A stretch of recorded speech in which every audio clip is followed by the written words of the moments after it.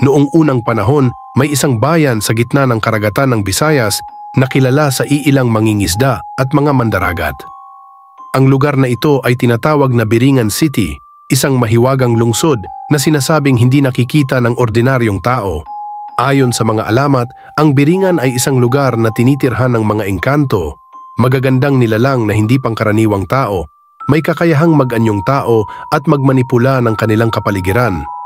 Isang gabi, si Simeon, isang batang mangingisda mula sa isang maliit na baryo sa Iloilo, ay namangka palayo sa pampang upang manghuli ng isda. Habang siya'y nasa gitna ng dagat, isang kakaibang tanawin ang tumambad sa kanyang mga mata. Sa di kalayuan, nakita niya ang isang napakaliwanag at napakagandang lungsod. Puno ng matataas na gusali at kumikislap na mga ilaw, na tila buhay na buhay sa gitna ng karagatan. Hindi siya makapaniwala sa kanyang nakita. Hindi niya inaasahang makakita ng isang lungsod sa gitna ng karagatan, lalo na't wala namang ibang bayan na malapit doon. Nilapitan ni Simeon ang lungsod at habang siya'y papalapit, tila hinahatak siya ng hindi nakikitang puwersa.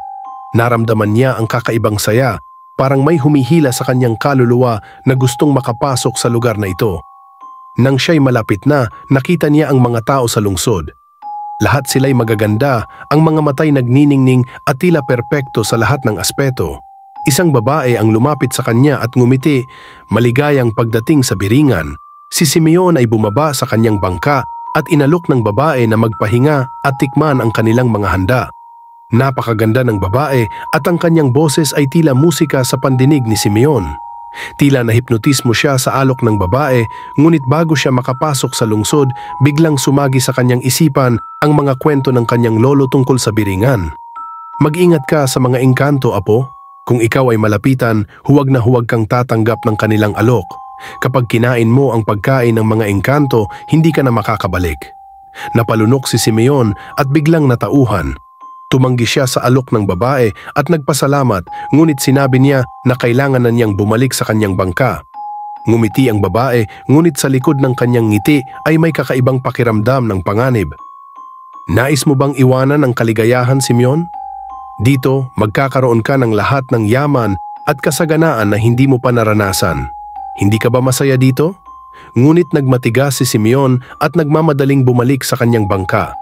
Habang siya'y papalayo, ang kumikislap na ilaw ng lungsod ay unti-unting nawala at bigla siyang napalibutan ng kadiliman at katahimikan.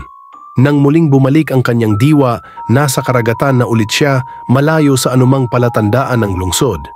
Pagdating ni Simeon sa kanilang baryo, isinalaysay niya sa mga matatanda ang kanyang nakita.